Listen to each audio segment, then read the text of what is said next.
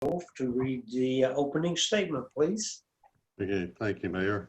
Pursuant to the City of Roanoke Emergency Ordinance adopted by the Roanoke Valley-Alleghany Regional Commission Board on April 23rd, 2020, and the 2020 Virginia General Assembly Legislation H-29 enacted April 24th, 2020, the May meeting of the Roanoke Valley-Alleghany Regional Commission will be held virtually Thursday, May 28th, 2020 at 3 p.m. and also today, June 25th at 3 p.m. via Zoom. Under the current state of emergency and until further notice, it has been deemed unsafe to assemble a quorum of a public body in one place. Any members of the public may view and participate in the meeting through electronic means. Meeting details are listed on the second page of the agenda. All materials made available to the members will be made available to the public at the same time by posting on the RVARC website. This meeting is being recorded. Due to the virtual nature of the meeting, video and audio will be recorded and provided on the website in place of written minutes. When the state of emergency ends, draft minutes from all of the meetings held during this time will be ratified at the next in-person meeting. As a way of ensuring that our meeting goes smoothly, Tim Poland Thomas, the Roanoke Valley-Alleghany Regional Commission Outreach and Communication Specialist, and Brian Hill of the RVARC Regional Planner will serve as the host and co-host for this meeting. All Roanoke Valley-Alleghany Regional Commission board members are asked to mute themselves to improve audio quality. If any voting commission member wishes to make a motion, second it, or comment on a motion, please unmute yourself and ask to be recognized by our chair. Comments by citizens will be accepted at the end of the meeting. Thank you. All right, thank you, sir. We appreciate that, Phil. And with that, we'll move to the roll call. Wayne, were you going to handle that this afternoon? Yes, sir. Mr. Chair, one quick interruption. We've got another addition with a phone number. If you could let us know who you are with digit 0458. Yes, this is Mark Newbill, councilman from Rocky Mount. Thank you. All right. We'll call the roll now. Ms. Cox? Mr. Lanford? Here. Ms. Vandersdal? I'm here. Mr. Clinton? Ms. Henderson? Mr. LaRue? Mr. Billy Martin? Here, sir. Mr. Collins? Mr. Spence? Mr. Ronald Martin? Mr. Mike Carter? Mr. Phelps? Ms. Smith? Ms. Whitlow? Here. Mr. O'Donnell? Mr. Hutchins? Mr. Dean Martin? I'm here. Mr. Radford? Here. Mr. North? Here. Mr. Osborne? Present and accounted for. Ms. Onatis? Mr. Tucker? Sorry, Here. I'm here. Sorry, I didn't unmute. Okay. All right, thank you. Mr. Tucker? Here. Mr. Bestpitch? Here. Dr. Downey? Here. Mr. Cobb? Here. Ms. Osborne? Mr. Guzzler? Mr. Velosan? Here. Ms. Johnson? Here. Mr. Martin, James Martin? Ms. Middix? Ms. Payne? Ms. Marshall? Ms. Burcham? Here, and I do have attending with me today the new town manager as of July the 1st, Reba Moeller. All right. Thank you. Mr. Irvin? Mr. Newbill? Here. Mayor Gross. Here. Mr. Thompson. Here. We have a quorum, Mr. Chairman. Thank you, sir. And again, we certainly want to thank everyone for their attendance this afternoon. And with that, we'll move on to our consent agenda. This afternoon, it contains certainly the approval of the agenda, the minutes from our May 28th meeting, as well as the financial reports through May 31st, and the very important audit engagement letter between Valley-Alleghany Regional Commission and Robinson Farmer Cox Associates. Are there any changes or additions to the consent agenda? Mayor Gross, Yes, sir. this is Joe Cobb. Yes. In review of the minutes, I know I attended the TPO meeting that afternoon, but I'm not listed as either present or absent for the Regional Commission. I didn't see my name in any of the votes, which leads me to believe that I was absent. So if that's the case, I should probably be listed under absent. Okay. All right. I'm sure we can make that change in the list of absentees. Any other changes or additions? If not, we'll entertain a motion to accept the consent agenda as amended, listing Mr. Cobb as absent. Is there a motion? So move, Lee Osborne. Thank you, Lee. A second? Second. All right. Wayne, do we have to call roll, or can we just simply say aye? No, sir, we need to call the roll. Okay, if you would, please, sir. And if I don't call your name, if you came in a little late, let me know.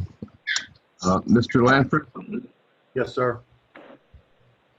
Ms. Vansdal, Yes. Mr. Billy Martin, Yes. Mr. Whitlow, Yes. Mr. Dean Martin, Yes. Mr. Radford, Yes. Mr. North, Yes. Mr. Osborne, Aye. Ms. Onatis, Yes. yes. Mr. Tucker, Yes. Mr. Bestpitch, Yes. Dr. Downey, Yes. Mr. Cobb, Yes. Mr. Velozin, Yes. Ms. Johnson, Yes. Ms. Bertram, Yes. Mr. Newbill, Yes. Mayor Gross, Yes. Mr. Thompson. Yes. Motion approved, Mr. Chair. Thank you, sir. Appreciate all of that. And with that, we'll move on to the chair's remarks. Got a couple of items this afternoon. First of all, every 3 years, the Regional Commission appoints a member to serve as the Commission's representative on the Roanoke Valley Transportation Organization Policy Board as a non-voting member of the TPO.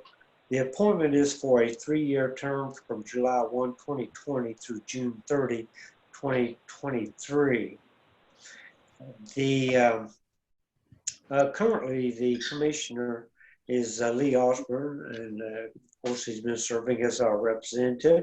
He is eligible to serve another term and has agreed to do so if appointed again. So, first of all, is there a nomination for Lee to be reappointed to that position? Mr. Chairman, I nominate Lee Osborne for that position. This is Darlene.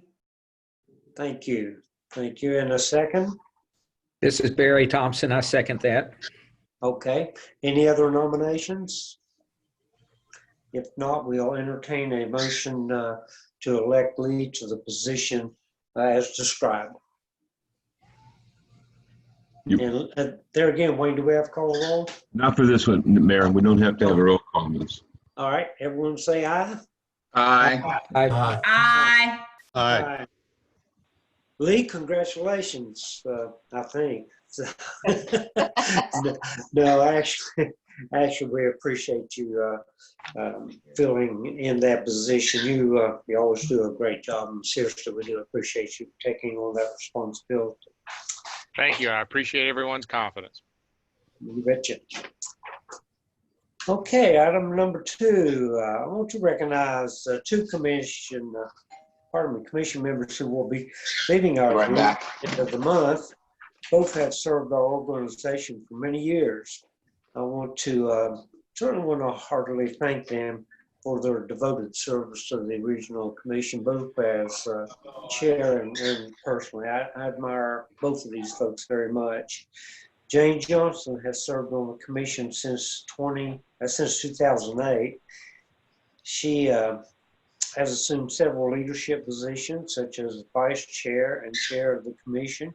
She has also served on a number of commission committees over the years, such as the nominating committee, the work program, and the strategic planning committee. Also, we want to recognize Darlene Burchin. She has served on the commission since 2010, and she's been active on committees such as the annual work program. And I really appreciate her interest in the commission.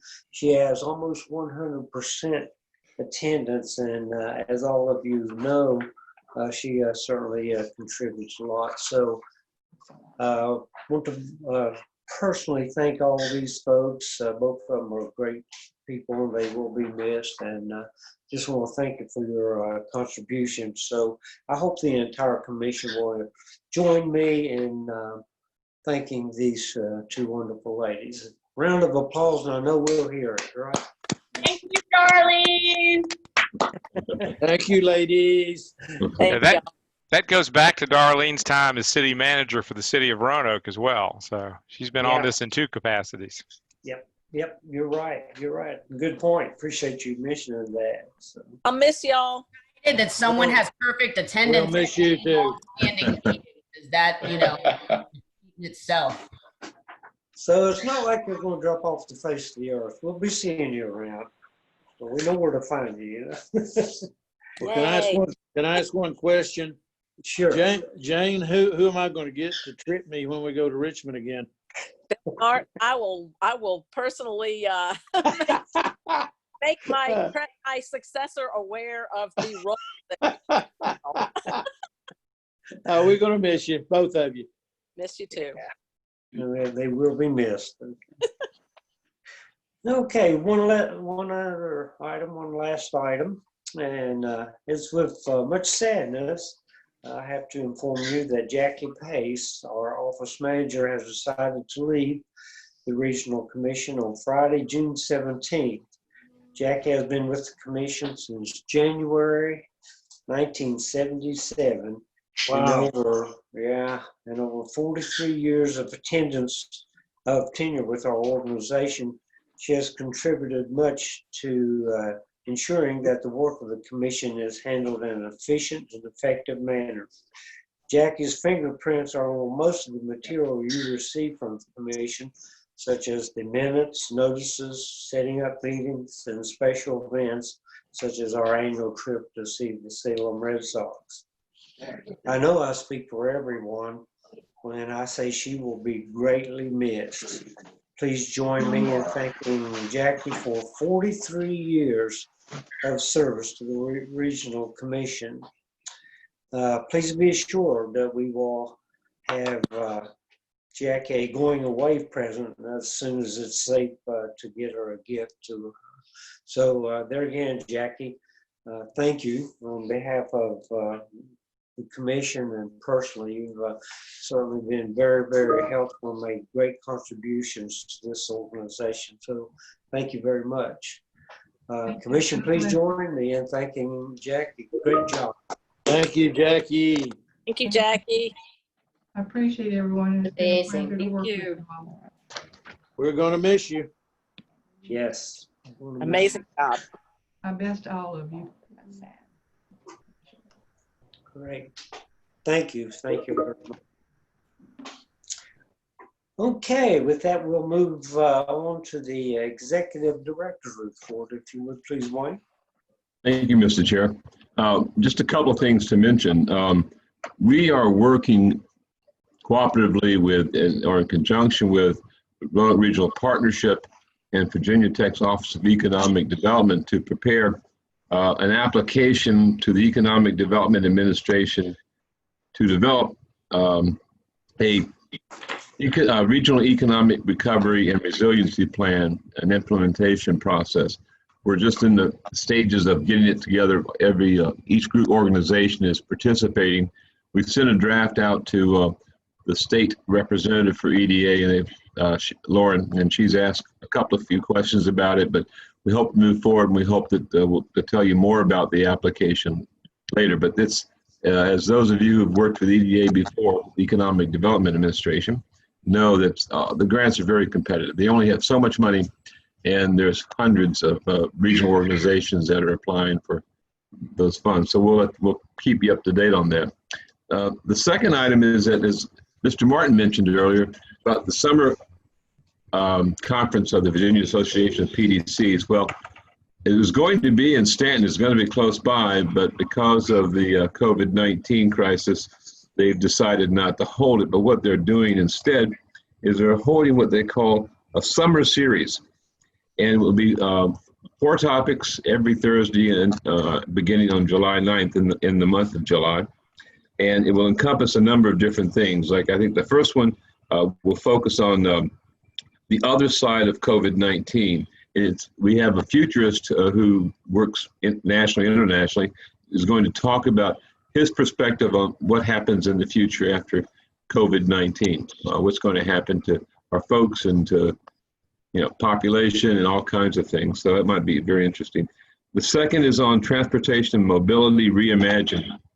You're going to hear a report a little bit later from VDOT about how traffic has declined heavily in terms of vehicle traffic on highways and interstates. But in general, it's declined. You're going to hear from folks with Valley Metro. You're going to hear from the airport.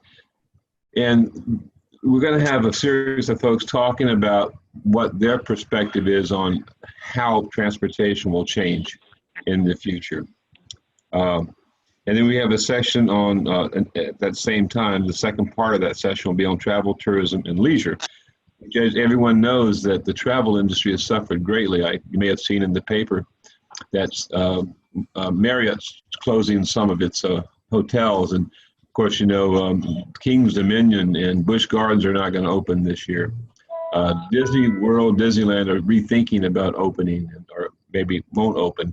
And of course, the rooms nights have gone down tremendously in all of our communities, and the sales tax and occupancy tax. So we'll hear more from the head of the Virginia Tourism Corporation about that. And so we'll also hear about PDCs and the regional response and resources available through PDCs in Virginia. So if you're interested, let me know. I can send you the sign-up session. They start at 10, they're over by 11:30. Once again, it's on Thursday morning, the 9th through the end of July. That's all I have, Mr. Chair. Okay, thank you, sir, for that report. We always appreciate that. And with that, we'll move on to the executive committee report. First of all, we'll take this opportunity to thank the executive committee for working on this. It's one of those additional little committees that you get to attend on occasion, and it's just, I appreciate their hard work on this. Always interesting, to say the least. So thank you, folks, for working on that. I assume that you have had an opportunity to look at that report as was on page 24 through 26. Are there any comments or questions concerning the report? Okay. If not, we'll move on to a resolution, I guess, or a motion that would accept the proposed budget for the year 2021. Right. Mr. Lanford? Yes, sir. Ms. Vanisdahl? Yes. Mr. Martin? Billy Martin? Yes, sir. Mr. Whitlow, Yes. Mr. Dean Martin, Yes. Mr. Radford, Yes. Mr. North, Mr. North. He mouthed yes, he's on Uh, mute. Okay. Yes. Mr. Osborne, Yes, were you looking for a motion, Mr. Chairman, first, or? Yeah, I didn't catch who made the motion or the second. Did you guys get it? that would be good. Who made the I'll motion? make a motion. Thank you, Phil. I And we vote have- yes. I'll second it. Okay. Okay. All right, I'll continue. Miss Anadis, I made the motion, so. Mr. Tucker, Yes. Mr. Bestpitch, Yes. Dr. Stanko Downey, Yes. Mr. Cobb, Yes. Mr. Velozen, Yes. Ms. Johnson, Yes. Ms. Burcham, Yes. Mr. Newbill, Mr. Newbill, Yes. Mayor Yes. Gross, Yes. Mr. Thompson. Yes.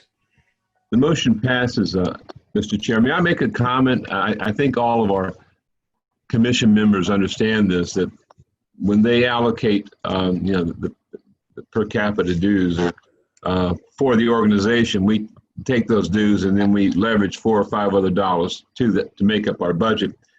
This was a year, as you know, that the state's still worried about how they're going to pay for all the things that they want to do. So our budget's down 11%. And we had to assume some things, like we're going to assume that the Economic Development Administration will pay for the planning support that we received from them in the past, that the Appalachian Regional Commission will pay for the support. And we have a series of other projects from a tie into funding from agencies. So we'll be back to you to tell you if there's a problem later on, but we'll submit a revised budget to the commission probably in February, after the first of the year. Thank you. Well, thank you, Wayne, for mentioning that. Certainly a year of a lot of challenges, to say the least. Wayne, by the way, did you catch who made the motion in a second? Did you get all that? Yes, I did. Okay, great. Thank you. Thank you. Sorry about the confusion there, folks. Sometimes these meetings get a little confusing. So next, I think we're going to hear from Eddie with some information concerning the Regional Comprehensive Economic Development Strategy. Yes, thank you, Chair Jrotc. We'll do the screen sharing. Another committee. See if this works. SEDS committee, Comprehensive Economic Development. Does it work? Can everyone see that first slide? Mm-hmm. Yeah. Okay.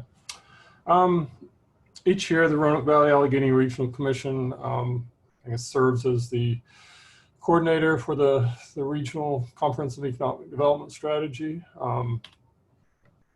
We do an annual report each year. Every 5 years, we do a sort of a larger update. That 5-year update is this year's work that we've been doing over the past 6 months or so with the SEDS committee. The SEDS is a regional strategy. We're supposed to sort of reflect what the local economic development needs and priorities are. Looking at the regional data for the economy. We also look at things like transportation needs, housing needs, other issues that might be addressed through EDA funding or other agencies. We were designated an economic development district back in January of 2017. Localities from the entire region now are eligible to apply for EDA funds. And in the past, prior to 2017, there were just small pockets of I guess, census tract areas that were available or were eligible for the EDA funding, and now the entire district is. As most of you know, or some of you know, Franklin County, Boones Mill, Rocky Mount are covered by the West Piedmont Economic Development District. Mr. Whitlow and his staff and elected officials are working with them on a whole other list of projects out of a different plan than what we're adopting here today. The EDD designation allows us more opportunities to work with not only EDA, but also other partners such as ARC, Federal Highways, VDOT, BHDA, agencies such as that. There is some impact on other grant applications based on what's in the SEDS document. Some other agencies like USDA and other federal and state agencies are looking at the SEDS as being sort of, I guess agencies use it sort of as they're going through their checklist of seeing if a project is actually economic development related, they look to see that it's in this SEDS document. For the SEDS update this year, there is some updated demographics with new data from a jobs EQ database. We are sharing that with the I guess Virginia Career Works, Blue Ridge region, and also the Roanoke Regional Partnership. That data has a lot of really good economic data related to employment, business startups, things like that. We had additional meetings this year of I guess a sort of a volunteer subcommittee that updated the SWOT analysis and the goals and strategies sections of the plan. We added projects to the intermunicipal cooperation section, which is always good if you're working for a regional agency. That includes Roanoke Valley Housing Study, the Allegheny-Covington Revenue Sharing Agreement, the RIFA effort at their new industrial site, and the regional CTE study.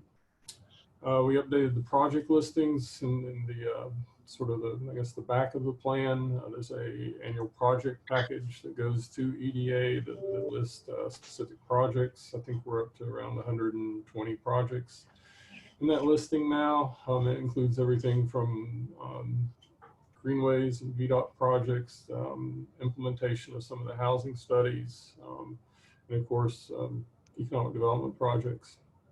We added a Go Virginia section this year just because of the impact that Go Virginia is having on economic development in our region and I guess really statewide.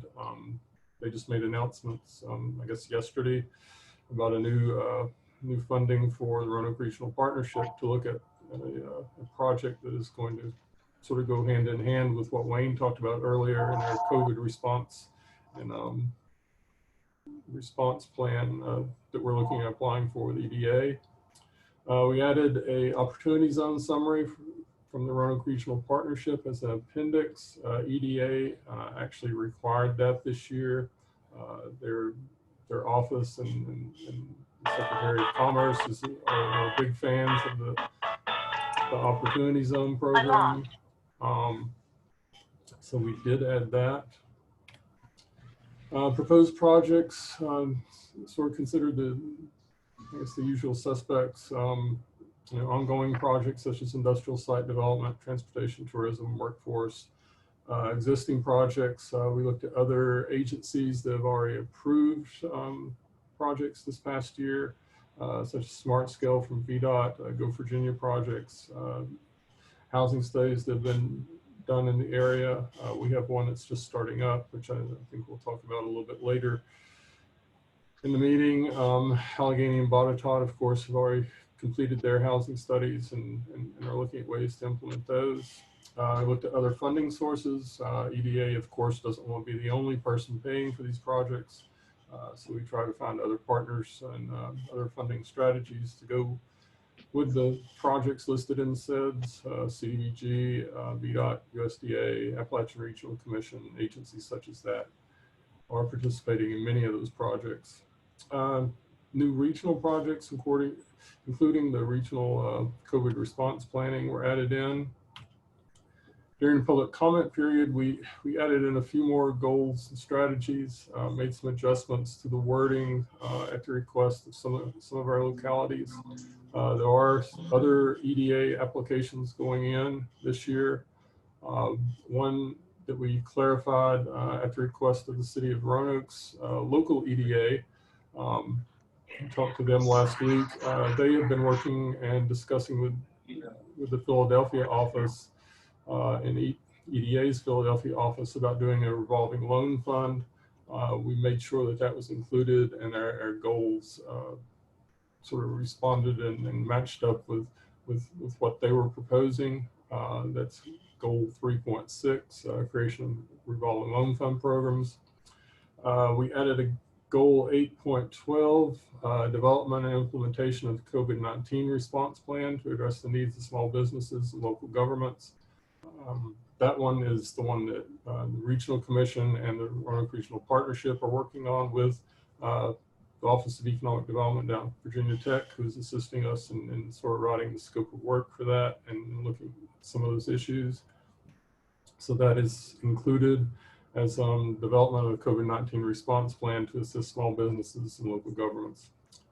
Visit Virginia's Blue Ridge is looking at applying for a special pot of money that EDA has made available specifically for tourism marketing organizations. So we made sure that they had their own, or at least now they have their own line item in that project package that's in the SEDS document. Got a title of that is Virginia's Blue Ridge Marketing and Sports Events Reopening Plan. That addresses multiple goals in the SEDS. And they are going to be looking at a way to bring additional tournaments and conferences into the area using the EDA money as marketing funds. This is something that they have numbers on from past events. They know how many people come into the area for sports tournaments, conferences, things like that. They can use that multiplier and show how much is spent in the area and how much that supports our local restaurants and hotels and even sporting goods stores. So we added that in at their request. Those were really the only three changes that we've made since this was sent out to everyone. If you haven't seen it, SEDS is online on their website. If anybody has any questions or clarification about anything that SEDS, I'd be more than happy to try to answer the questions. Okay. Okay, Eddie, thank you very much for that report. Thank you. Commissioners, do you have any questions or comments? All right, if not, we'll move on to officially opening our public hearing. Wayne, has anyone signed up to make any remarks this afternoon? Mr. Chair, no, we've not received any comments of any sort. Okay. Any requests to sign up? Okay, thank you very much for that. Any other comments or questions? If not, we will close the public hearing. Commissioners, you have before you a resolution that would approve the 2020 Roanoke Valley-Alleghany Regional Commission Economic Development Strategy as listed on page 27. Is there a motion? So moved, Lee Osborne. Thank you. Second, Mr. Tucker. Okay, thank you, guys. Wayne, if you would call the roll, please. Sure.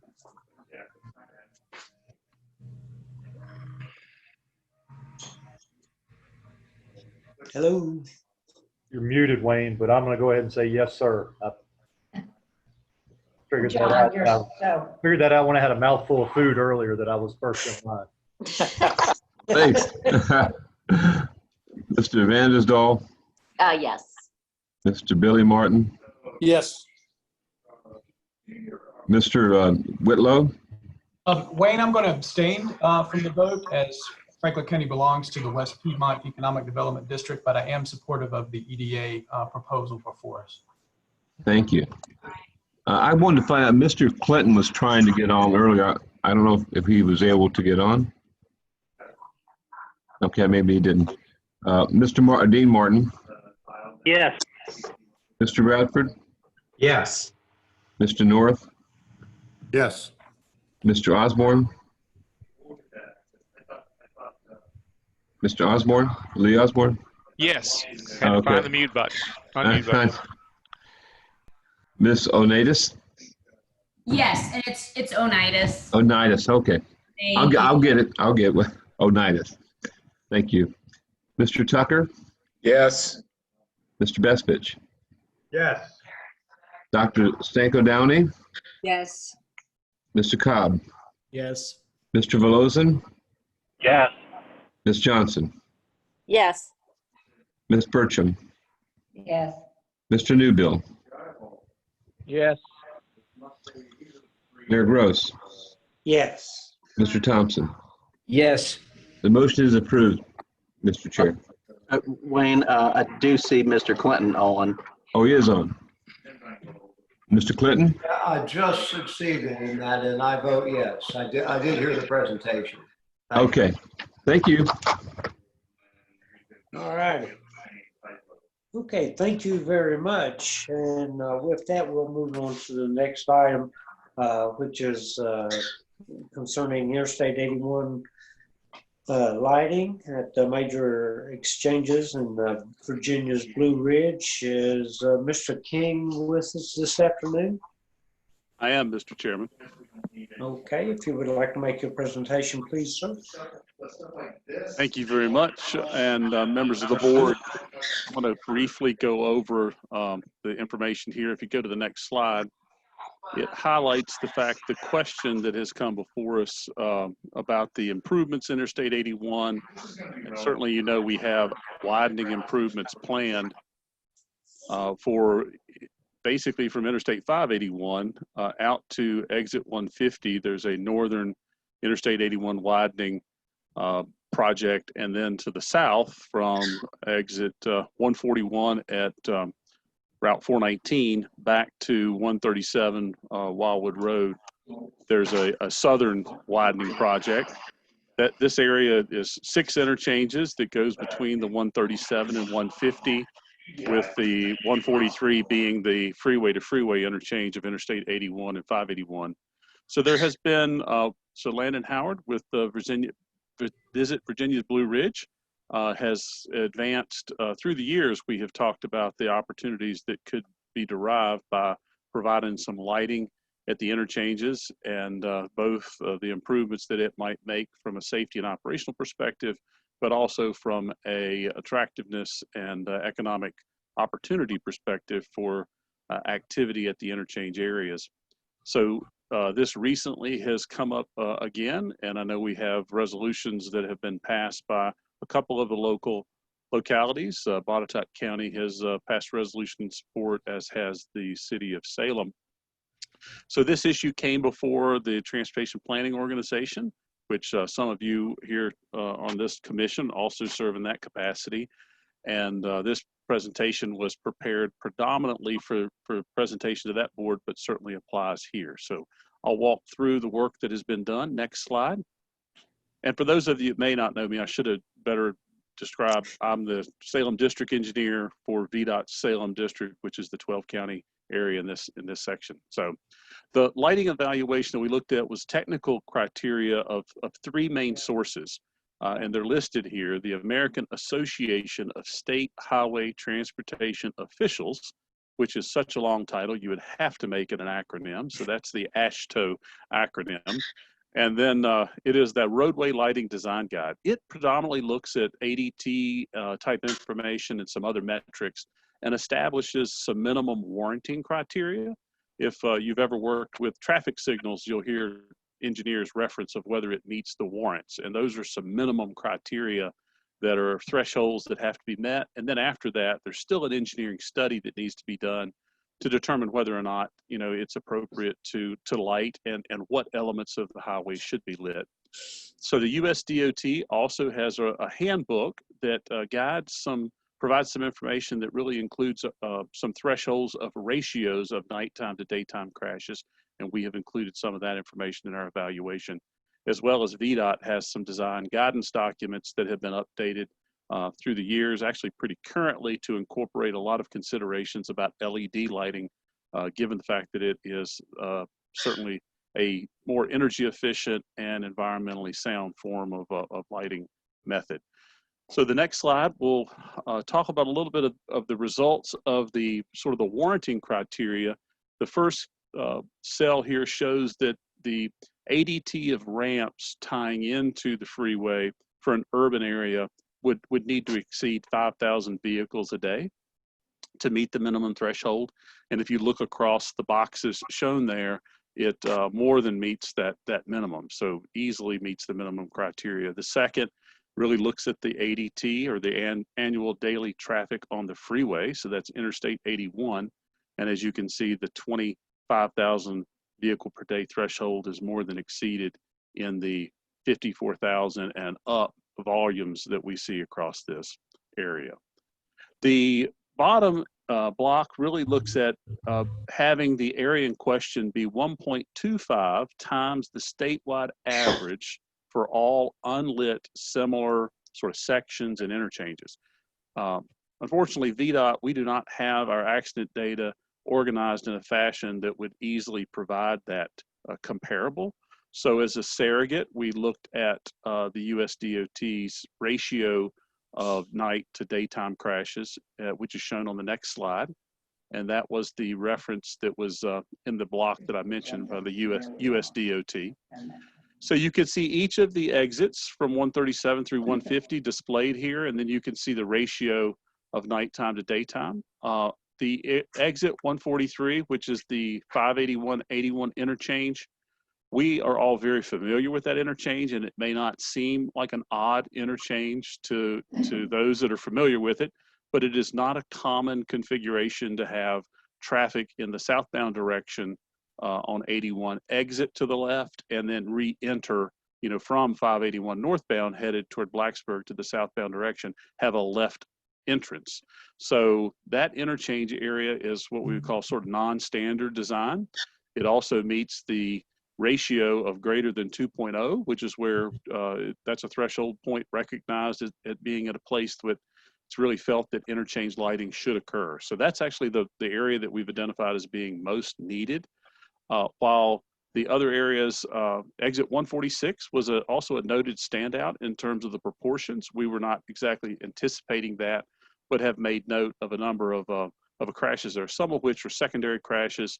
And we did look at a 5-year period, but we've identified, you know, what those crashes are. We didn't see any particular roadway deformity or problem that would need immediate action, but it was somewhat eye-opening that we had that differential there at 146, which is the Plantation Road, Holland's University type exit. Mm-hmm. So in the next slide, I'll provide an overview over a series of these aerial views, and what you see highlighted in yellow is the roadway footprint or segment that we are identifying through the engineering justification work to show is needed in terms of lighting, or is certainly justified for lighting. And in this case, we would be lighting the ramps in each of the directions shown. And then if you look across the southbound lanes of I-81, where the ramp peels off to the left to come down into Roanoke, we're also lighting this straight through segment to tie into the next merge point.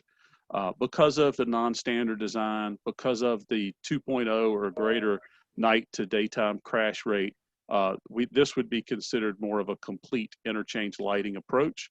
And we're identifying that in the engineering justification study as being justified for this area. The next slide will get to another interchange where we have some existing lighting. This is Wildwood Road out in Salem, and you can see the blue shaded areas already has some lighting. I'll take this as a point to touch on the type of lighting that we are looking to target.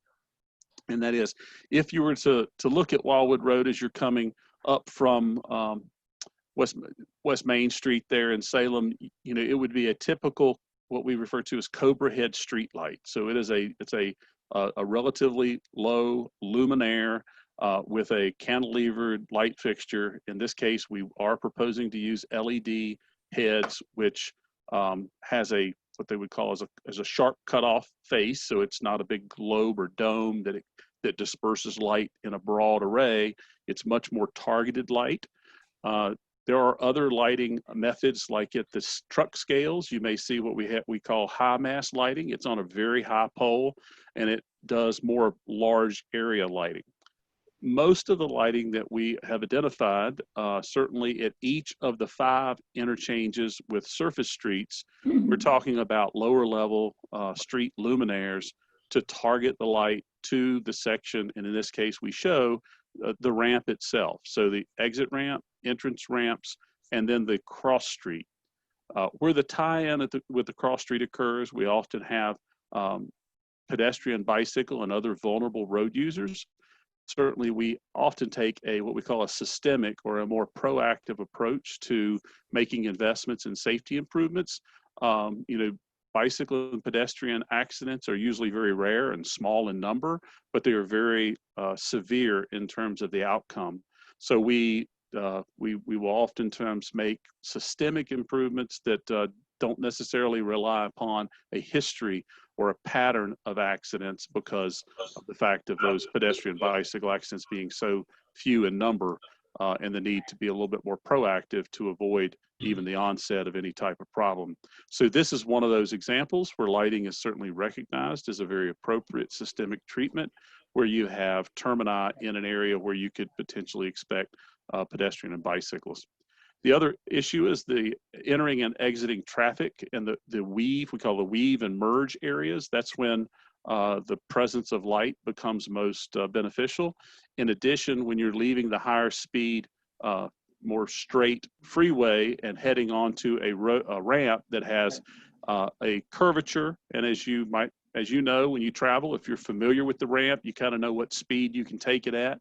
But then there's other times where if you're not familiar with the area, ramps can be a little tricky in terms of making sure that you've reduced speed adequately to manage the degree of curvature, and lighting the ramp certainly improves the safety and operational characteristics of that.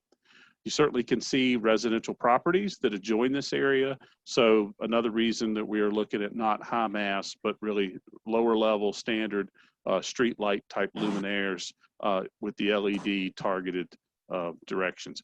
The only exception to that type of lighting would be at the freeway to freeway interchange that we just touched on at 581 and 81, where we have a much larger area, and there could be some different height or different approach to lighting depending upon how the design process works out there. But again, we'll still be very mindful of adjoining properties and the overall concern of light pollution or light spread in general. The goal of our VDOT guidance documents is to be very targeted. The next interchange takes us up to Thompson Memorial as you approach and go back in toward Roanoke College in the downtown Salem proper. You see the park and ride lot shown to the top of the screen here, and the small blue shading shows that we do have some lighting there in the area where there's some pedestrian crossings. So we've already incorporated that as a part of the parking lot improvements itself. And the city of Salem, I believe, has lighting that comes up Thompson Memorial and ties into the interchange area. The shaded yellow would be the addition that we have identified as being justified and needed at this interchange area. The next slide takes us to Route 419, Electric Road, and you can see the new Allstate development there in the top quadrant with some lighting at the intersection or tie-in area between the ramp and 419 itself. And in this case, we would be looking to try to light the ramps and the merge areas. I will make note of the last interchange we just talked about, as well as this interchange, where we are lighting an area over top of an existing bridge deck, and that's the case on Route 419. There will be some design that we'll have to look at as that bridge does not currently have luminaire or luminaire attachments. So the ability to anchor, a street light actually on the bridge deck itself may lend us to have to do some modifications. It could, a worst case scenario, we would be, having to simply put luminaires on each end of the bridge and not on the bridge itself. But those will be details that we would work through in the design phase. The same could be said of the bridge deck shown in the bottom of the slide where it crosses over Kessler Mill Road. There again, that's part of the merge and weave area of that ramp that could be lit, but it'll be details of the bridge as to how that would occur. The next interchange jumps over 581, since we've already seen that one, and goes to Plantation Road. This is the Holland's exit, and Gander Mountain you could see shown there in the left quadrant, lower quadrant. And then some pretty good lengthy XL, decel lane connections, and then the crossroad connection itself, none of which is lit currently, and we would be looking to light these areas. The last interchange is at exit 150, and by far the largest footprint of the interchanges, with the exception of the 581 freeway to freeway interchange. But the in terms of surface street connections, this one is the most expansive. The blue cross-hatched is already lit from some of our previous improvements, and the yellow shaded area is what's being proposed. So on the last slide, I'll touch on, I've already mentioned the premier, that we were relying upon luminaire poles and LED lights. I've already touched on this challenge of the crossroad lighting on the bridge decks that I made mention. The cost estimate is shown in the table at the bottom. You can see that ranges from about $2.5 million to about $1.5 million, depending upon the size and the area being lit. This is an estimate of a standalone project improvement, predominantly with including both the PE construction and some contingency funds. I'm personally hopeful that we'll see the pricing for this come in a little bit more competitive, because we will roll these into the larger projects if implemented. The next slide shows the steps that were presented to the TPO. TPO being the organization, of course, that focuses on the transportation planning and programming of improvements. We've identified for the TPO, and it was recommended, and the board has moved in that direction, to have the TPO staff partner with VDOT. We'll certainly assist in getting out this concept of including lighting improvements as a part of the I-81 widening improvements, since that was not a part of the public involvement comments that took place when we talked about the 81 improvements. So it was felt that this would be a good time to make the public at large aware of this consideration of trying to improve or include lighting to the improvements of 81. And in that, we will certainly be able to highlight the fact that the main line of the interstate itself is not actually being proposed for lighting, but rather, the ramp areas and the ramp termini in much a format that would be like a common city street type lighting approach that tries to be very targeted and as best possible mitigate any type of lighting spread to adjoining properties or negative impacts caused by that. Guided by that public input, the TPO board would take action on the lighting and either put forth a request to include lighting in those projects. I do anticipate being able to address this administratively with our central office leadership, the commissioner's office, and then while we will not expect to take this to the I-81 committee or the Commonwealth Transportation Board, we certainly keep our board member, Dr. Ray Smoot, informed, and I have briefed Dr. Smoot on this issue, and he was certainly encouraging the public involvement at this planning and programming step in the process. A lot of the questions, if you were an adjoining property owner, you might have is whether or not trees are going to be cut or trimmed, or where various slopes will land. And all of those answers are premature right now, or we don't have those answers because we haven't went through the design phase of the project to know exactly where a slope off of the widened section of 81 is going to land and whether a tree is going to be impacted or not. Those will come as a part of the design. And there's certainly public involvement that occurs as a part of all of our construction projects once we have that more detailed design, understanding, and impacts. And we have had the opportunity, of course, to look at mitigating those issues as best possible. We're able to answer a lot more definitive questions. I know in the last meeting with the TPO that occurred earlier today, there was a discussion of trying to come up with some graphics to show what the expected light spread of a given area might be. And that would be something that could be better achieved once we have the design level information that'll occur later. But certainly this is an appropriate time to still put this issue out for public consideration and awareness, and be able to speak to the concerns that might be there and the benefits that the lighting also would bring. So with that, guided by that public input, if the TPO board makes the request, on the next slide it shows how these would be incorporated into the two projects that I mentioned. The I-81 widening from 143 to 150 is a $322 million estimated total project cost.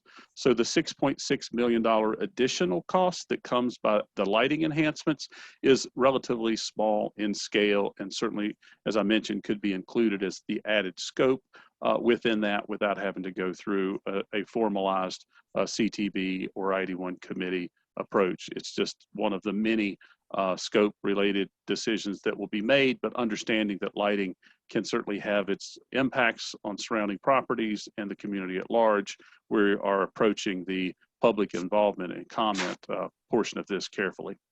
The 137 to 141 is a $292 million project, and its additional cost would be $5.4 million.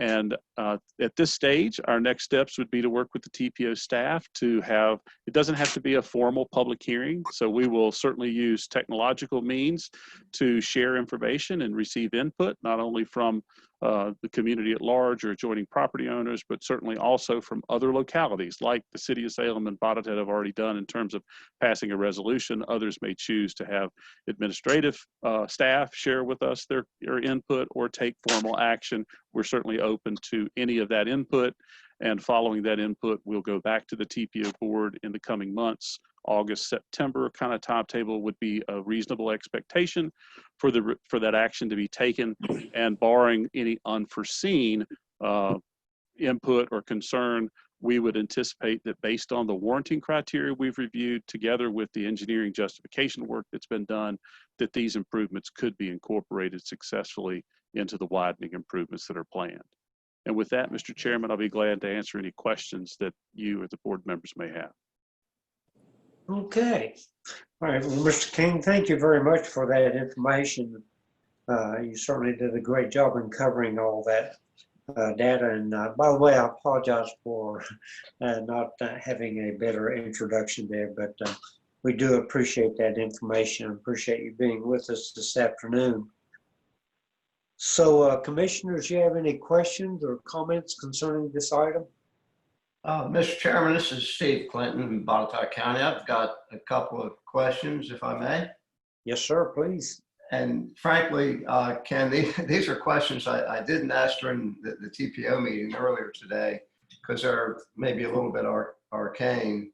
And they might even sound like I'm arguing about angels on the head of a pin. I don't know. But I'll preface it by saying I'm in full support of this project. And yet looking at it now, I just can't resist these questions. The first one is, and they all have to do with context, I guess, or both questions. This is going to be incorporated into the larger widening project. But what we're looking at now is the existing configurations of these interchanges. Won't those configurations change with the widening? The widening could have some impact on the configuration, but much of the widening in particular, well, through this whole area, and is really trying to occur within the median area. So there will be also some shoulder improvements that could cause these ramp areas to be adjusted, but we are certainly not planned to impact these interchange areas in a major way. I do have Ann Booker, who is our district traffic engineer who led the engineering justification work. So let me pause and see if Ann would have any additional detail to add to that. Ann? Sure. So I would say that yes, if there were a ramp that were impacted or a configuration changed, that certainly could change the lighting that is designed. The graphics that Ken showed were intended to convey which movements at the interchange and which portions of that roadway would be lit. Again, the ramps themselves and the crossroads, as opposed to the complete freeway lighting of I-81.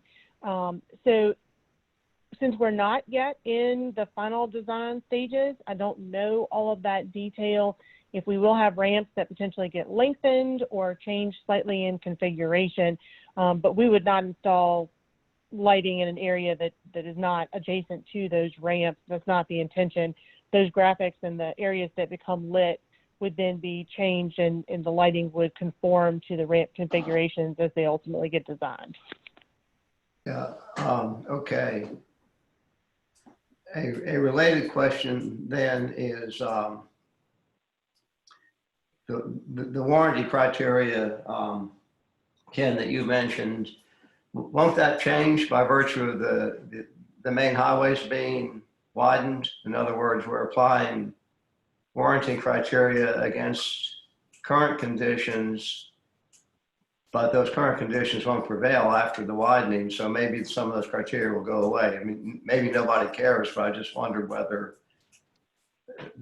the federal government, the feds or VDOT or somebody might reevaluate those criteria under the basis of the widened Right. interstate. I can answer that one as well to say that the warranting criteria does not speak specifically to a 4-lane versus 6-lane freeway section. So I don't anticipate that the volume criteria would change along the interstate. Certainly the crash criteria or the crashes expected could. But again, we're trying to light those decision points and the ramp movements and the crossroads to also facilitate some of those pedestrian movements at the crossroads.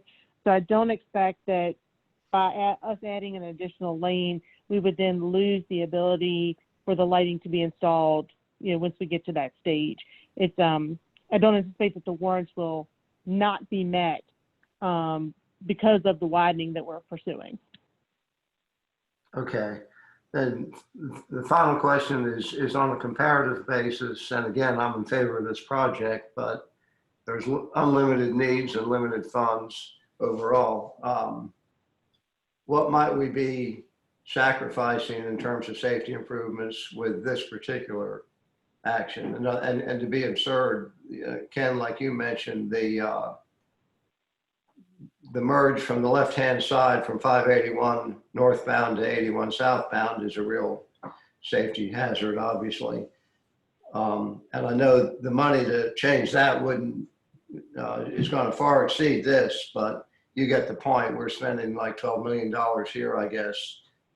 Are there other things in your opinion or in your experience that could give us more bang for the buck in terms of safety?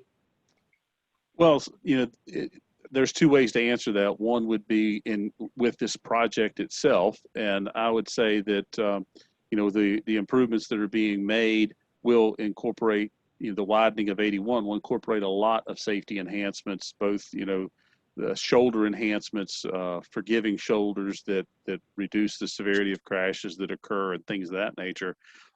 Then the other way to look at it is, could you take this money and apply it somewhere else totally within the Commonwealth to a whole other area and achieve a better result? And that, as I mentioned, anytime we're dealing with, say, pedestrian bicycle, a lot of times we're doing that before you've got the actual crash history to show that you've had X number of crashes with a pedestrian or a bicycle to occur. So a lot of times those are projected benefits. I will say, to answer your question though, and maybe the best way that I can would be to say that we did look at other lighting options. For instance, we looked at full interchange lighting for all 6 interchanges, and that would be not only lighting the ramps, but also lighting the main line in between the exit ramp on one side and the entrance ramp on the other. So you would have the luminaires on both sides of the road for 81 proper going underneath these interchange areas. That obviously ran the cost up significantly. And when we looked at the accident pattern that was most justified, we identified through the engineering justification work that was not the most justified action. Also, many communities look at continuous freeway lighting. So pick up lighting at exit 137 and light the main line of the interstate all the way through to exit 150. This might be similar to what you see up in the Christiansburg-Blacksburg area where we have the collector distributor road, and that's lit through from one end to the other.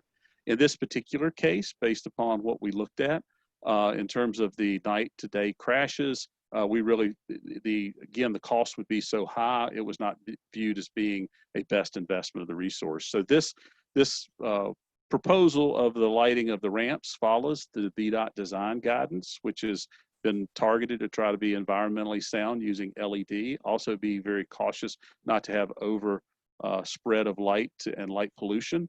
and it's at a lower cost so that it does get to what we feel is a very cost-effective safety benefit as a part of the overall project. So I think the answer is if you went looking Commonwealth-wide, could you find something that has a bigger benefit to cost ratio? I think the answer to that is yes. You probably could find something with a bigger safety benefit, but as a part of this project, is this a targeted and appropriate safety and operational enhancement? We concluded through the engineering justification study that it was. Okay, good. Thank you, sir. Thank you, Mr. Chairman. Okay, thank you very much. Certainly valuable information. Are there any other questions or comments? Chairman, I have a comment. Yes, sir. Having been a member of the TPO meeting earlier today and hearing this presentation, I support Mr. King and VDOT's recommendation that we seek public input on this. And at that meeting, we proceeded in that same direction, and I would encourage we do so here. Okay, great, great. Sounds good. Any other questions or comments? All right. Thank you, folks, for the questions. Certainly a lot of great information. So at this point, we need to consider the resolution listed on page 28 and 29. And of course, that would be in support of Interstate 81 lighting at major intersections in Virginia's Blue Ridge. Is there a motion? Mr. Mayor, I think, maybe Mr. North, I think you're asking to take no action now until. Oh. Exactly. In other words, part of the resolution as it's presented now includes a statement that we shall or we will seek public input. So I think we need to go ahead and do that. And then when Mr. King works with regional staff to develop a survey or questions or what have you, that once that arrives and we reconsider it in September, October. We don't have a meeting this month in July, right? So the earliest meeting we'll have is August, so it might be ready in August or September, October timeframe, and then bring the resolution back with the public input. Okay, I apologize, Phil. I didn't quite understand what you were saying there, and I didn't catch that. So okay, so I guess we can do that. Then this will come back to us at a later date, I would suppose. Right. That's correct. Okay, thank you, sir. Appreciate that. So with that, we'll move on to other business. Of course, the presentation on transportation by the COVID. Wayne, did you or a member of staff want to make some comments on that?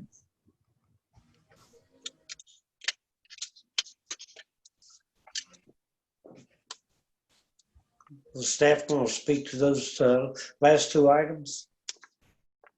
I'm trying to unmute, but it's not. Okay, I think we're here.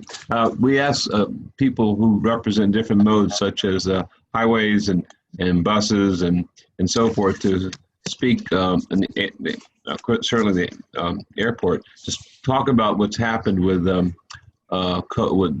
their particular mode of travel in our region as a result of COVID-19. So we have the presentations all ready to go.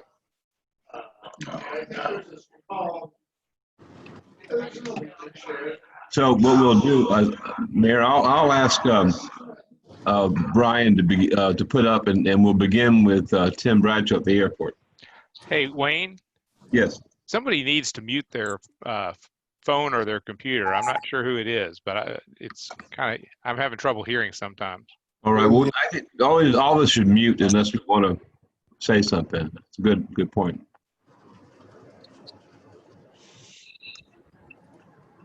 Okay, Wayne, this is Tim. You ready for me to go?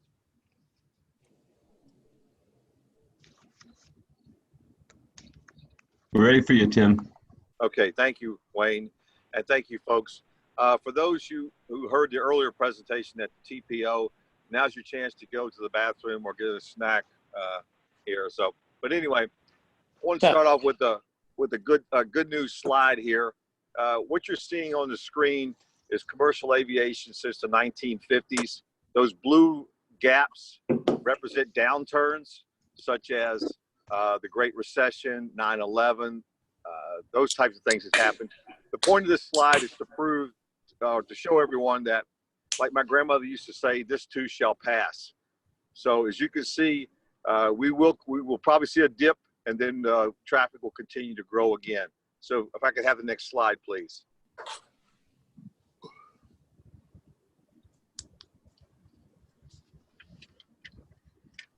What you're looking at here is the week of February 23rd through February 29th. We track the number of flights that we have and the number of seats that we have in the market. So this is what we call the good old days, when we had a lot of growth from years 2016 to 2020. We had 4 years of solid growth in the number of flights and the number of seats. The more seats in the market, actually that helps reduce fares because the airlines want to sell those extra seats. So this is a picture of what it looked like up until right before early March. If I could have the next slide. Again, another pictorial graph showing our years of, for the past 4 years. The red represents 2020, and we hit our rock bottom in April with 917 passengers. But things are starting to look up. We've hit the 300 mark last week, and these last couple of days we've hit the 400 mark. And what we're seeing is people are starting to fly again.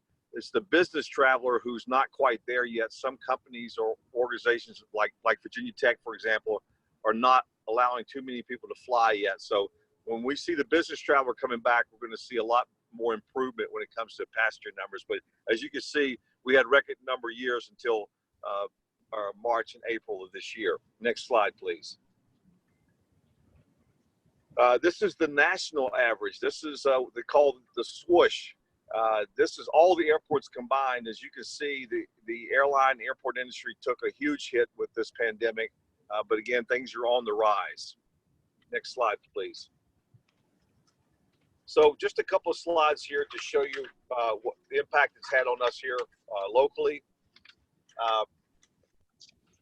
Airports and airlines are the first to go in any type of downturn in the economy, and we're the last to recover.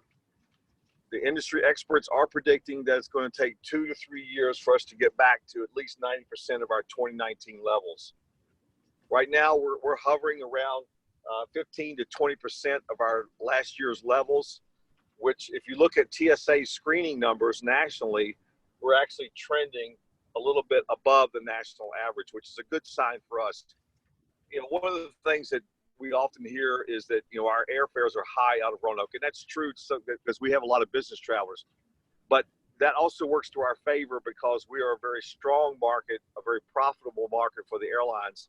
And so they like a market like Roanoke, which works in our favor. Before the pandemic, we had 157 flights a week. Starting July 1st, we'll be back up to 91. So the planes are flying. They're flying about 65% full. The airline's not allowing, you know, they're trying not to fill the airplanes up completely when they can. And we're all trying to work together to come up with measures, but it's difficult in a mass transportation setting to have a lot of these measures. You know, you're getting on an airplane with people sitting very close to you, but the airlines are doing everything to clean the airplanes. We're cleaning the terminal. We're trying to maintain a safe distance between each other. And also there's masks available. The airlines now are requiring you to wear a mask. And if people don't have them, we have them as well too. Coming out of this, I think that the airlines, well, I know they are, they're going to larger airplanes and they're going to be shrinking their network. And that's why it's imperative that we maintain the market that we have and support the local market, because some cities are going to lose service altogether. For example, Newport News has lost a lot of their service, and I don't know that they'll get it back. Last slide, please. Throughout this, we were very, very fortunate to receive a $20.7 million grant from the federal government to help offset our losses, our operating expenses. We were the third highest in the state behind Dulles and National Airport, even above Richmond and Norfolk as well. They rewarded airports who had good fiscal management.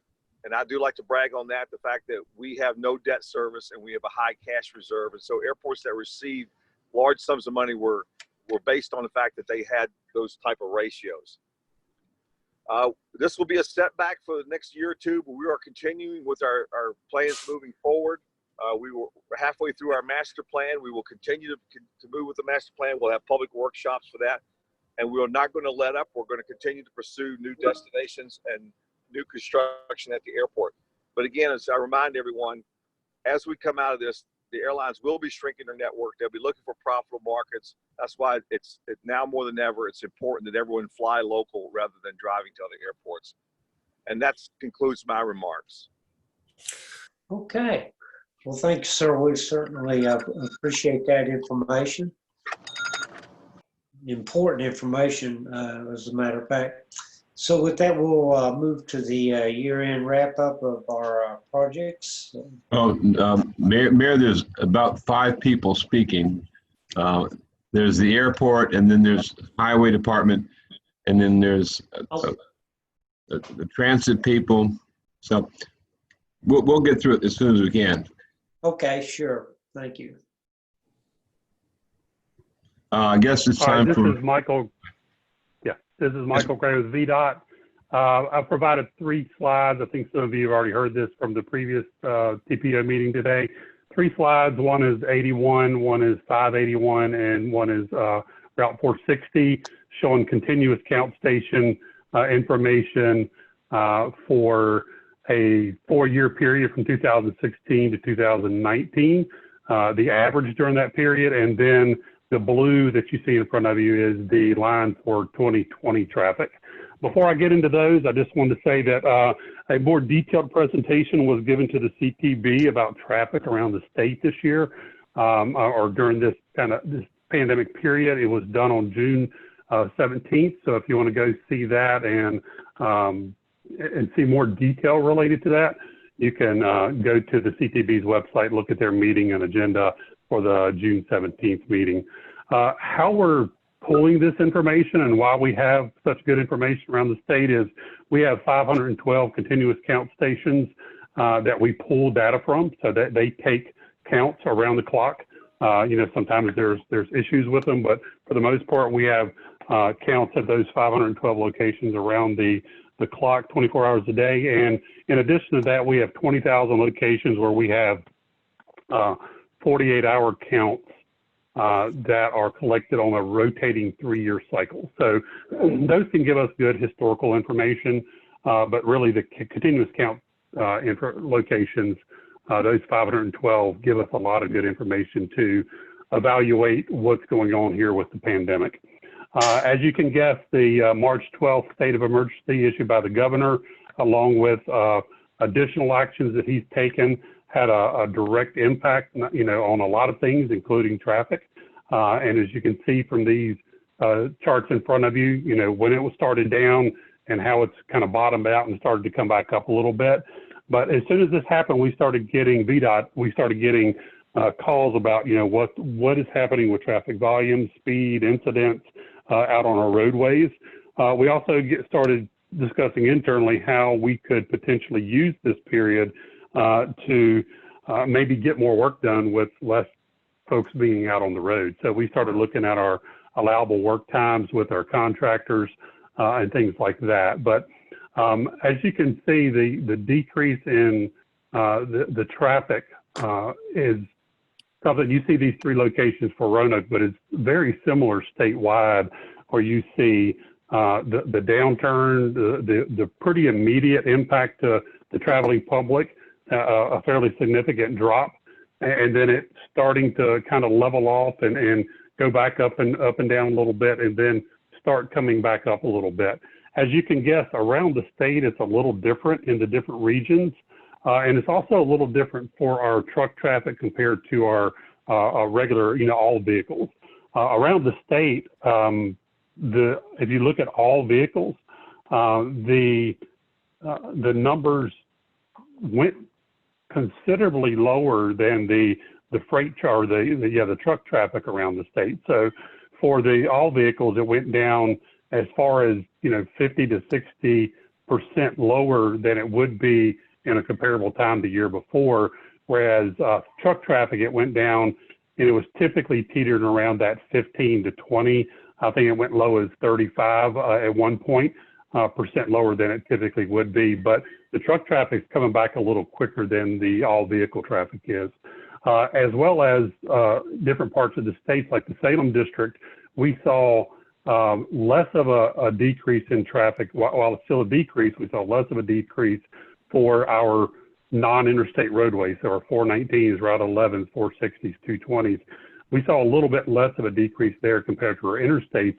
Whereas if you go up to Nova, they actually had more of a decrease in their both non-interstate and interstate roads in their urban areas compared to their rural areas. So it's a little different, but it's similar, but it's a little different in different parts of the state. As I said, these slides that you see in front of you, they're all very similar. If whoever's controlling those wants to go through, you can kind of see the peaks, where traffic is low during the morning, goes up during the day, and comes back down in the evening. It's similar, although those peaks are not quite as high as they were pre-pandemic period. And then the peak hours, the peaks themselves look a little different. So that's something we'll probably keep an eye on. That could be something related to just the spreading of traffic throughout the day because people aren't going to work the same way they were before, or it could be something related to people telecommuting more and maybe making shorter trips to the grocery store or whatever. But that's something that you can see on those slides that we gave you. As the economy starts to come back, you can see the trend is to start coming back upwards. Around the end of May, I think we were getting towards, instead of being 50 or 60% down, we were coming up on only being around 20% down for all vehicles. That could be a little over, a little under, depending on where you are in the state. And the trucks were a little bit better than that. They were anywhere from some parts of the states at the end of May were fairly close to their pre-pandemic times or comparison with the previous year, whereas other parts may have been 10% down or even 15% down. So the trucks didn't seem to be impacted quite as bad. So, one of the things that we were being asked is, what is the future going to bring? And I don't know that we really have a magic ball for that, but we know that the work environments may change. I think a lot of businesses and VDOT are talking about that. What does this kind of a new era bring for us? Is it more telecommuting? Is it something different in the work environment? For us on the contracting side, is it more allowable work hours, or how does that impact our contracting? With that decrease of traffic, the one thing we are seeing is increase in speed. So if you've ever been on a 4-lane roadway or 2-lane roadway and there's not a whole lot of traffic on it, people tend to go faster on it. So that's kind of what's happening right now with fewer cars on the roads. With that decrease in traffic, speeds kind of went up. And similar to that, not similar to that, but as traffic volumes went down, so did the incidents and accidents on our roadways. Speaking of speed, though, our speed-related crashes over a 5-year period prior to this, speed-related crashes made up about 19% of the overall crashes, whereas now during this period, speed-related crashes make up about 23%. So those have gone up a little bit. Speed-related fatalities are something very similar. They've actually gone up a little bit. The 5-year average prior to this was about 41% of fatalities were speed-related. During this period, it's about 48%. So as I mentioned, the incidents and accidents have trended down along with the traffic volumes. Where we talk about breakdowns, police activity along the roads, having people pulled over, that type of thing, and congestion. Those have trended down. But as we're seeing this upturn, as you can see on the charts in front of you, as we're seeing this upturn in the traffic volumes, we're also seeing an uptick in the incidents along the roadway. So it'll be interesting to see as we move along through the summer and even into the fall what this brings. But we'll be glad to provide you additional information that maybe shows what this summer is going to will be like or has been like towards August or September. And really at that point, that concludes my remarks, and I'll be glad to take any questions you may have. Okay, thank you. Thank you. Are there any questions or comments from the commissioners? Our next presentation is by the Valley Metro. And that's, Hi, this is Dorian Allen. Can everyone hear me? yes. No, you need to Awesome. shoot that bird. Someone needs to mute their line. I did. Man needs to shoot that bird, I think. Hold still, it just landed on your shoulder. Oh, Go ahead, Dorian. Okay, so we wanted to ensure a safe environment for our bus operators as well as our passengers. So we've implemented a number of practices to protect both our passengers and our transit operators while continuing to provide service. So that includes creating separation between passengers and drivers in accordance to the 6 feet social distancing rule. In doing so, we taped off the front seats of our buses to provide for social distancing between the passengers and the operators. In addition, to provide a safe environment for our drivers, that also included eliminating hand-to-hand transactions between passengers and drivers. In doing so, we suspended our fare collection on March 27th. The suspension of fare collection will expire at the end of this month. But once again, we wanted to eliminate that hand-to-hand transaction between our passengers and our bus operators. On April 9th, we also limited the number of passengers to 9 passengers per bus. This will also increase at the end of the month in adherence to the social distancing guidelines. Transit passengers are also required to exit the bus from the rear doors. This was done to decrease interactions and increase physical distancing between passengers boarding and deboarding the buses. Signage was placed throughout buses to encourage behaviors as prescribed by the CDC, which included physical distancing, properly covering mouths when coughing, and wearing masks. We highly recommend that our passengers wear masks, but we do not force them to wear masks. They may not wear masks for a number of reasons, including health reasons and other reasons of the such, but we do highly require or highly recommend that our passengers wear masks on the buses. We provided the necessary personal protective equipment to our staff, and we've also enhanced our bus cleaning by hiring new cleaning staff and having them work throughout the day and after hours on the buses when possible. As I stated before, we're taking into effect some new policies, some changing policies, I should say, starting July 1st. Valley Metro will resume collecting transit fare on all Valley Metro transit services. All transit fare passes will be available at Valley Metro Court Transfer Center, Campbell Court Transfer Center. The Valley Metro Admin Building will be open up to the public on Monday, July 6th. In addition, Valley Metro will continue to observe many of the social distancing practices that we've put in place already, which includes recommending masks, closing off front seats of transit buses to increase the social distancing between passengers and bus operators.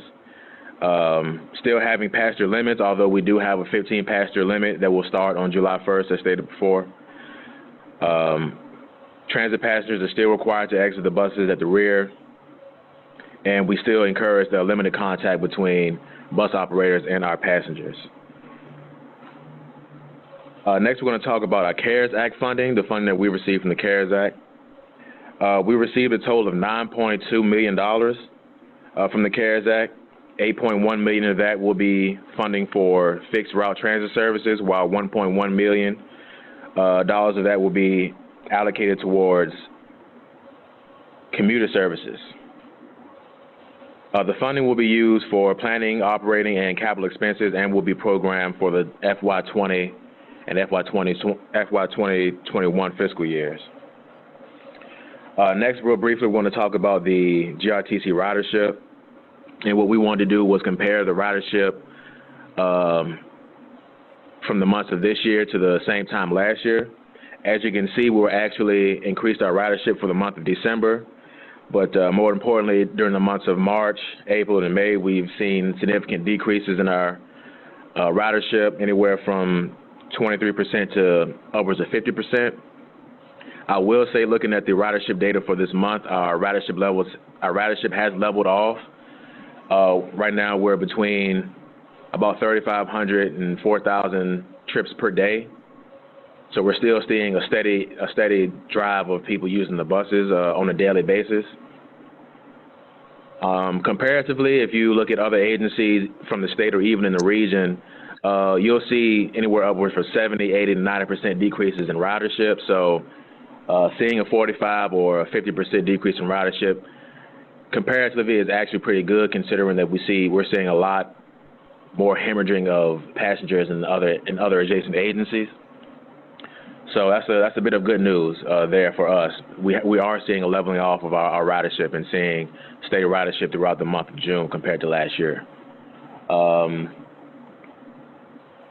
That's all I had briefly. Is there any questions? Thank you, Dorian. We're now moving to Radar presentation about COVID-19 response. Good afternoon, everyone. My name is Nathan Sanford. I'm the Executive Director at Radar, and I just wanted to share a little bit about what's going on at our agency with the pandemic, our response, and some of the things that we've experienced. First of all, once the pandemic hit, we needed to make some updates to our safety protocols, and some of our services had to change the way that they were operated as well. If you look on the next slide, you'll see we're a coordinated system. We have contracts with lots of different agencies. We provide lots of different transportation services. But notably, when the city schools shut down this spring, that meant the Head Start programs also shut down, so we were no longer providing transportation for the shuttles for those students to and from their campuses. Ferrum also shut down earlier in the year, and then we stopped running their service. We operate a deviated fixed route transportation service up in Lexington, Rockbridge County, and Buena Vista.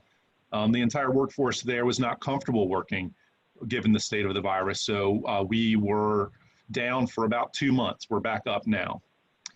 And then just in general, the services that we provide here in the Valley through STAR and Cortran and with other partners, the demand just dropped off, whether that's due to client fear or following recommendations from the governor to only provide essential trips, or just simply the fact that anywhere that they usually went might have been closed at that time. In addition, we required some distance, especially on a lot of our fixed route buses where we try to get more people on at one time. And that, of course, led us to have fewer trips because less people were allowed on the bus at any one time. Safety is the next slide. Of course, providing personal protective equipment for frontline staff, including operators, dispatchers, and maintenance staff. That includes gloves, masks, and face shields, which our operators use especially when they're securing individuals and mobility devices, when they're definitely within that 6-foot bubble of space. An increase in the amount and the supply of cleaning products and an increased cleaning protocol. We had operators that were now cleaning the individual buses, the high-touch areas in between each trip.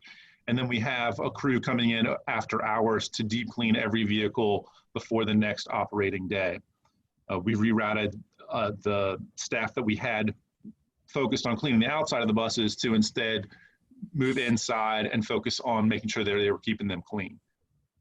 We were fortunate enough to eventually, after a few weeks, acquire enough masks for our operators and then enough even still for clients. So if we do have someone who boards our bus and they don't have a mask, we have one available for them. And then an in-progress feature is that we're going to be installing operator barriers on the entire fleet.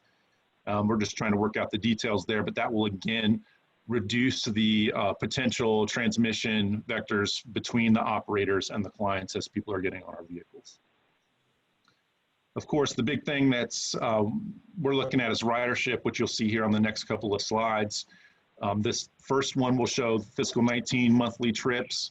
So the amount of trips we provide at Radar is relatively stable. We do have a dip in the summertime when schools are out and we provide some of those services. But in general, the ridership is relatively stable. The next slide will show you what's happened to date in fiscal year 20. And, you know, this is very predictable with the numbers sticking around pretty normally. Then the pandemic really hits in March, and then you see the significant drop-offs in April and May, where we're down more than 50%.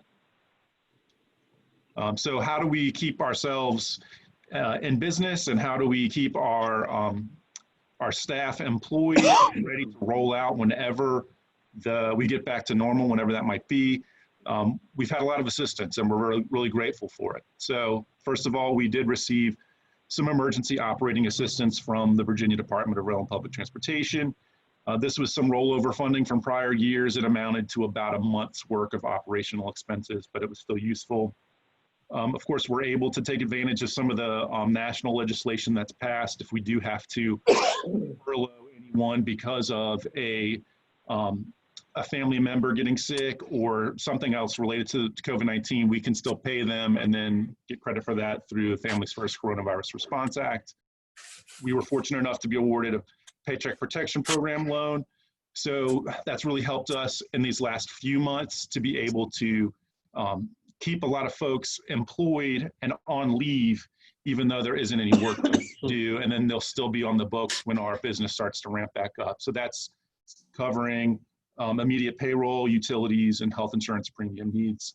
And then most importantly, probably because it's the biggest amount, we also received some transportation funding through the CARES Act for our rural transportation program. So that's the Mountain Express up in Allegheny County. It's the Maury Express in Rockbridge County. It's the PART system we operate in Martinsville and Henry County, the Ferrum Express. And then there's also a part of the service that we run for Roanoke County Cortran that is funded through the rural portion. So we're using that funding. It's about 1.2 million to be able to continue to operate those services. And then it also provides funding for non-operating expenses like anything really related to COVID, if we needed to get new cleaning equipment, which we've done. And the really nice thing about that is it's 100% federal funding. Those rural programs typically require some state and local money to exist. And it seems like, we're going to be looking at this on a month-by-month basis, but the amount of money that we've received, we're looking at our 5311 partner localities not having to pay any local match for anywhere between a year to 18 months up to 2 years. So that's going to help everyone. Thank you. I'm not sure, Mr. Chairman, if we have time for well, I don't know how long Rachel will need for this. Rachel? I could do it in just a couple minutes. Couple of minutes. Okay, thank you. So we're able to look at how the pandemic is affecting people walking and biking, not just on the greenways, but now on streets and sidewalks as well.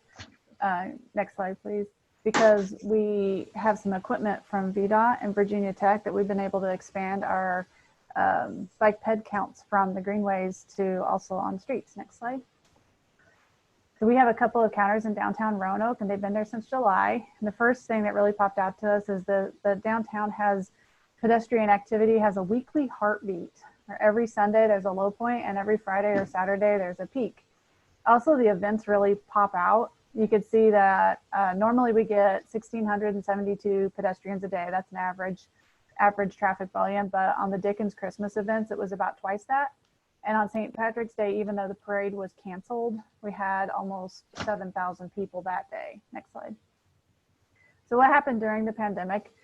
The blue line is the average hourly pedestrian traffic for the month before everything shut down. And the orange line is the same thing for the second week of the pandemic, like the second week after everything had shut down, like the second week of April. And so you see that normally there was this very strong, pronounced lunchtime peak, and traffic was high all day, and it finally dropped off around 2 a.m. But during the pandemic, with everything shut down, that lunch peak is almost, but not entirely gone. And you can start to see the morning and evening peak appearing. And then nightlife ends at 9 p.m. But does that happen in other places? Go back for just a moment. We happen to have counters in Benton and on 10th Street and on Ogden Road. Now the counts are very different. There's much less traffic there, on average 26 people a day in Benton. but we did the same. We were able to make kind of the same graph, and what we saw is that it looks the same. So there's no change in traffic before versus during the pandemic. Next slide. So we know that from this data, we could tell that pedestrian activity in downtown Roanoke is really because of the office buildings, the restaurants and bars, the retail and the events, and that the pandemic didn't affect people walking anywhere else, that they're still walking. Next slide. Then on the Greenways, this was very interesting to me. We've been counting bike ped traffic on the Greenways for 10 years, which is impressive. And on March 21st, which was a very busy day on the Greenways, we had the 6th highest number of counts ever at River's Edge. That's that big red dot. And what else is interesting about that is we have access to data from across the state, and Richmond's busiest spot on their busiest paved path, the Capitol Trail, had about the same counts as we saw here. And in general, their top counts have been equivalent to the top counts that we get at River's Edge. So I thought that was pretty interesting that the busiest spot on our busiest Greenway is about the same as Richmond's busiest spot on their busiest trail. The next slide. Across the Greenway system, traffic was up that particular day. It was a beautiful day. And it was above what we would normally see on a beautiful spring Sunday or Saturday, whatever day of the week. It was a weekend. I think it was a Saturday. The Hanging Rock Trail was actually about 3 times the levels, but everywhere else it was about twice what we normally see. Next slide. And if you drill down to, if you think about, well, what did that feel like? You know, if 2,000 people are going past one spot, well, is that spread out over the day? Is it more concentrated in one spot? And at River's Edge, our counter will give us hourly, as we could drill down to hourly. And we saw that we had 272 people in 1 hour. But at Memorial, our counter will drill down to 15-minute periods, and we had 34 people in a 15-minute period. Well, Memorial that day had 1/3 the traffic of River's Edge. So if you do the math, that means we potentially saw about 100 people in a 15-minute period. So that's some kind of it helps you envision what that must have felt like that day. Next slide. And this we have 4 counters that are active on the Roanoke River Greenway right now, starting the west at Green Hill Park. The eastmost counter at the moment is at River's Edge. So you could kind of see what was happening all up and down the Greenway as the city closed and then reopened their greenways. The traffic, you know, on all the greenways really climbed, and then the city closed the greenways and traffic just plummeted. Now it didn't go to 0, so there was still some people out there, but clearly a lot of people were respecting that closed sign. And then when the city did open the greenways, traffic started to climb, but immediately there was a flood. We actually had to go rescue our counter so it didn't drown. And when we were able to access that spot again to put the counter back, traffic did start to go up. This data only goes through June because those counters do not transmit to the cloud. So someone has to physically go out and check those counters. We do have some that transmit to the cloud, so those are really fun to look at every day. And I think that is all I have. Oh, I do have one more slide. Yeah, the take-home message is that River's Edge is really crowded. Thank you. All right, thank you very much. So Wayne, what do you think? Do we have time for the? Well, I tell you what, Mr. Chair, we try to do this a couple of times a year. The staff tries to present all the projects, well, not all of them, that we have worked on. But what you'll have in your packet, which you'll see when you get your minutes, is you'll see all these different projects. Or we might just push this off until August, right, at our August meeting or something.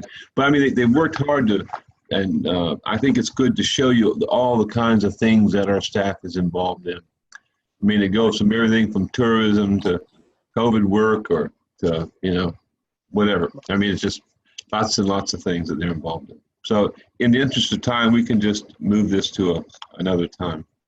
Okay. Thank you for that. And of course, we're all aware that the staff does a lot of work all year long, and they do a great job. So we appreciate that information too. So, all right, with that, we will move to comments from the commission members. Anything today? Anything further? Mayor Gross, this is Bill Bestfitch. I just wondered if I could ask Wayne to have Rachel email me that presentation that she just gave on the greenways. I think it was on. Rachel, would you do that, please? Yes, sir. All right, thank you. And by the way, the staff's overview of the projects is in your, I think, is in your agenda. So. Yes, it is. It is quite impressive too, by the way. So, anything further? Well, I want to apologize for all the missteps today. Sometimes the Zoom meetings present a little extra challenge. And just very briefly, once again, thank you, Jane and Darlene and Jackie. You folks have contributed a lot to the commission, and we really appreciate that. And with that, if there is nothing further to come before the commission this afternoon, we'll entertain the motion to adjourn. Motion to adjourn, Mr. Chairman. Second? For the final time, second. All right. All right. Thank you, folks, very much. I think we can get by with voting by turning off our computers, right? Thanks, everybody. Have a good weekend. Yeah, thanks. We look forward to being back in our regular chambers. Thanks.